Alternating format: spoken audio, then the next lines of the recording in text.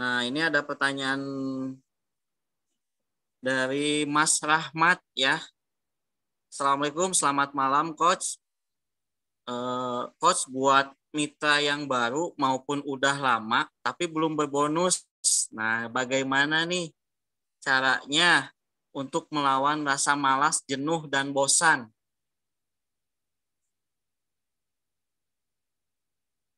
Oke, baik Kang Irfan. Tadi dari siapa? Dari Kang Rahmat. Rahmat. Ya, Ya. menghilangkan rasa malas, jenuh, dan bosan. Itu ya. Oke. Caranya healing. Harus liburan. Coba liburan ke 3 negara. Nggak akan jenuh. Coba nanti ikut liburan Januari ke Turki. Nggak akan bosan. Ya kan? Gini loh teman-teman. Yang namanya sifat malas, sifat bosan. Itu semua orang pasti punya. Bukan hanya orang sukses atau orang yang belum sukses, semua orang punya. Saya pun sama, ada aja rasa malas, gitu kan. Kadang ketika ngisi Zoom juga, aduh, lagi malas nih, jujur gitu kan. Ada aja hal-hal kayak gitu.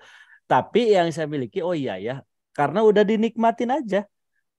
Oke, lakuin gitu. Maksudnya gini loh, dilawan. Kalau dilawan nanti lama kelamaan jadi mantep. Kayak tadi aja. Sebelum Zoom, saya ngobrol dulu sama Kang Isan sama Kang Irfan. Pak Resul bahas apa? Nggak tahu. Saya tuh lagi, aduh, ini tuh nggak tahu kenapa nih. Jadi otak saya beku kayak gini. Mau apa? Cuman gara-gara saya lawan aja. Saya lawan, tonton Kang Isan, ya kan. Perhatikan presentasinya apa aja. Oh, dapat. Oh, malah jadi semangat. Gitu. Jadi caranya melawannya harus bertindak. Caranya harus keluar dari zona itu. Misalkan Anda nih pagi-pagi males ngapain, caranya gimana sih biar kita semangat? Mandi pagi. Pakai pakaian yang rapih. Di situ baru Anda mikir, saya harus ngapain, saya harus kemana, dan harus gimana. Ya, itu caranya. Untuk bosan dan enggaknya, kembali lagi sama mindset kita, kembali lagi sama pola pikir kita.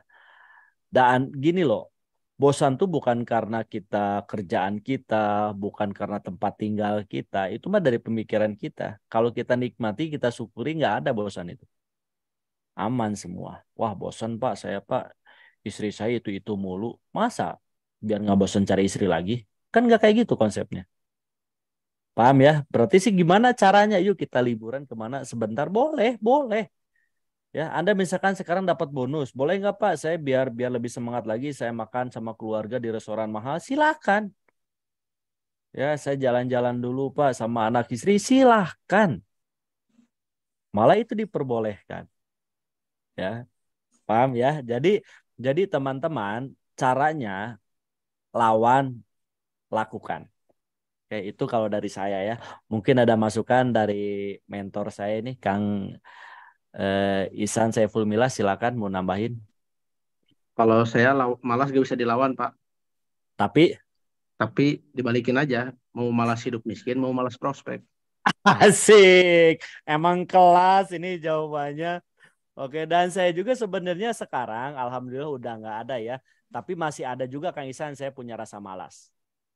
Kalau saya malasnya malas dengerin orang ngeluh. Saya mah malas bergaul sama orang-orang yang pikirannya negatif. Saya malas dengerin dengerin apa dengerin komentar-komentar negatif. Jadi malas aja gitu. Malas, saya malas nonton sinetron, saya malas nonton nonton film enggak gitu. Jadi malas saya ke situ sih, Kang Isan.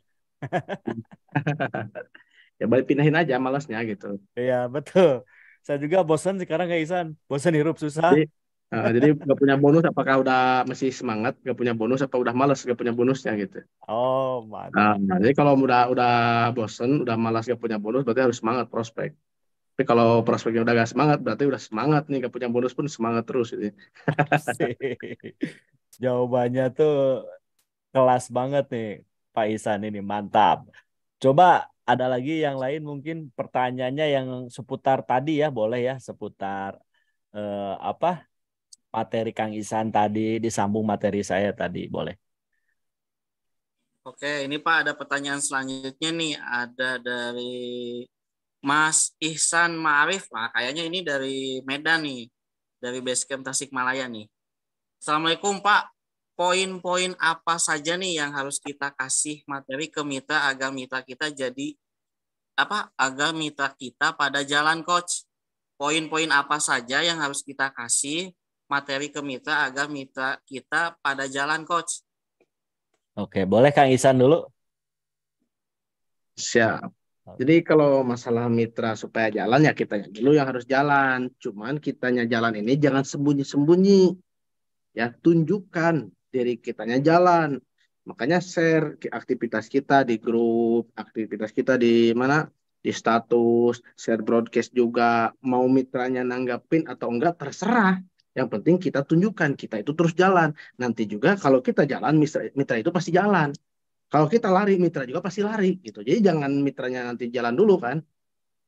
Jadi kitanya dulu nih jalan ya dari kitanya. Kalau kitanya udah sering jalan, nunjukin eksistensi. Nah, itu harus eksis lah. Ya jangan apa harus narsis. Itu jadi jangan diem-diem baik. Online sih online tapi nggak pernah di grup nongol ya nggak pernah bikin status. Nah, nggak pernah di broadcast ke mitra atau ke calon mitra, nggak pernah kelihatan prospeknya ya gimana mitra mau jalan gitu. Kitanya aja diem baik gitu, main sembunyi-sembunyi. Gitu sih Pak tambahannya. Mantap. Kalau dari saya idem.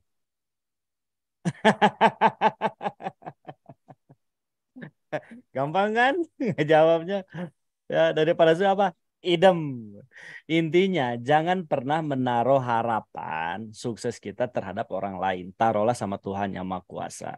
Kenapa Anda berharap mitra Anda jalan? Karena Anda berharap Anda dapat poin, Anda dapat bonus. Ya kan? Kalau tadi kata Kang Isan, yuk ikhlas Anda, ridho Anda keluarin lagi. Tadi sebenarnya udah dibahas di materinya Kang Isan. Kalau Anda paham ya, kalau Anda ngeklik nih Kang Isan, Ma'arif. Kalau Anda paham, Anda tonton lagi materi Kang Isan itu dijawab semua di sana. Berarti rubah lagi mindset kitanya. Ya kan? Caranya kalau saya jalanin PT biasanya nggak mikirin mitra saya jalan atau enggak, yang penting saya sudah melakukan tugas dan tanggung jawab. Ya, saya sebagai mentor udah saya lakukan, sebagai leader saya udah saya lakukan, saya udah teleponin mitra-mitra saya udah dampingin ke sana, keluar kota, kemana saya udah dampingin. Ya kan, urusan dia jalan dan enggaknya kebalikan lagi sama Tuhan Yang Maha Kuasa. Nggak usah kita pikirin kata Kang Isan, ngapain kita pikirin, woles aja, jalan. Ya kan? Jangan pernah nunggu mitra berlari, tapi berlarilah sekencang-kencangnya, maka seluruh jaringan Anda akan ikut berlari. Kok jadi kayak gini ya? Tasya, jalan aja, ngapain pikirin. Iya, ngapain? Banyak kok yang nggak jalan banyak. Emang udah biasa Pak ya kayak gitu mah. Yang penting Yang kitanya dulu. betul, yang penting kita Nah, udah udah infoin, ya kan? Kita udah broadcastin, kita udah teleponin. Dianya nggak jalan ya udah berarti udah jalan hidupnya seperti itu. Cuman gini nih, saya kasih tahu sama teman-teman. Gimana sih Pak biar kita punya leader, biar kita punya leader nih ya di bawah kita, lebih kencang dari kita, lebih dahsyat dari kita. Caranya apa? Bangunlah mitra Anda ini gini loh. Bangunlah reseller Anda ini jangan dijadikan reseller itu apa? Cuman mitra biasa enggak. Bisnis kita ini bisnis orang, bisnis manusia, ya. Anda kalau misalkan ketemu mitra ini jangan diobrolin tuh bisnis aja. Nantinya bosan dia. Misalkan Kang Irfan ini mitra saya. Setiap saya telepon Kang Irfan prospek enggak bosan terus-terusan. Tapi bangun emosional di sana. Nah, itu caranya. Kang Irfan lagi ngapain? Udah ngopi belum? Belum. Sok atau minum teh dulu. Ketawa. Nah, itu tuh emosional hal-hal kayak gitu. Ya kan? Misalkan lagi ketemu, sok ngobrolin apa dulu, ngobrolin keluarganya, tapi nanti dibelokin lagi ke bisnis. Nah, bangun emosional ya sama mitra Anda tuh. Jangan pernah menganggap mitra Anda ini bawahan, tapi partner. Ya kan, partner bisnis, rekan bisnis sehingga Anda tidak adalah menghindari lah muntaber atau mitra-mitra yang berhenti. Nah, caranya Anda harus banyak belajar cara cetak leader. Siap ya, nanti di sana karena bisnis jaringan tuh beda sama konvensional. Bisnis jaringan kita ini main orang, ya kan? Orang itu ibarat pasir di genggaman tangan. Kalau Anda pegang erat-erat, pasirnya hilang. Tapi kalau Anda biarin juga, pasirnya hilang juga. Berarti Anda harus bisa stabil. Tahu nih, mitra kita nih tahu. Oke, misalkan di saat dia lagi broken heart, misalkan lagi putus cinta, jangan ada bebankan kamu prospek, marah nanti. Paham ya? Kenapa? Dengerin dulu lah keluh kesahnya. Oke, saya ini sakit hati kemarin baru diputusin. Ya dia misalkan nikah tadinya janji sama saya, dengerin dulu. Jangan Anda patahin, kasihan dia udah curhat jauh-jauh capek-capek dengerin. Oke. Terus sebisa mungkin kalau misalkan Anda tahu rumah mitranya, main ke rumahnya, silaturahmi juga, bangun keluarga lah. Saya sama mitra-mitra saya kayak gitu, sama leader-leader di bawah saya kayak gitu. Saya malah tahu nama istrinya tahu, anaknya saya tahu, rumahnya saya tahu, hobinya juga malah saya tahu. Tapi saya belok-belokin ke nanti kalau udah beres dianya keluh kesahnya, dengerin aja dulu. Dan sebenarnya mitra tuh pengen didengerin, dia tuh tahu jawabannya. Sebenarnya ya. Kadang kitanya suka bosenan, suka capean kitanya. Kita tiba-tiba udahlah. Udah prospek aja lah. Sabar dong ya, hadapin mitra ini harus sabar. Di situ teman-teman mulai belajar cara cetak leader, cara cetak diri sendiri, mental kita gitu.